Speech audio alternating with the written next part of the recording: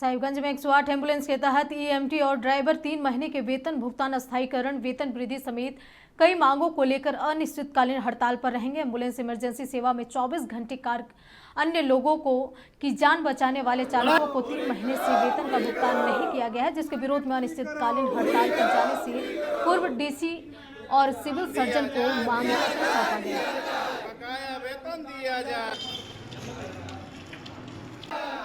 हम लोग ये मांग है कि हम लोग को जो पिछला वेतन नहीं दिया गया है 3 महीने से 3 महीना जो पेमेंट नहीं दिया गया, हम लोग को पेमेंट दिया जाए और हम लोग का जॉब सिक्योरिटी दिया जाए और पीएफ सब हमको मिलना चाहिए। तो आप लोग अभी कहाँ पे आए हैं? सिविल सर्जन के पास हम लोग लेटर देने आए हैं, बट सर अभी उपलब्ध नहीं है। आएंगे तो हम लोग सर को लेटर दे देंगे। मांगे पूरी नहीं की जाएगी तब तक हम लोग हड़ताल पे रहेंगे और हमारे चाहते हैं कि हम लोग 3 महीने का जो सैलरी है वो दिया जाए, हर कुछ में हम लोग को व्यवस्था दिया जाए, लेकिन हम लोग के साथ वो नहीं होता है। शोषण हम लोग को बहुत होता है, ताकि हम लोग हर 24 घंटा अवेलेबल काम करते हैं, फिर भी हम लोग के लिए कोई नहीं सुनवाई नहीं हो रहा है कहीं पर भी।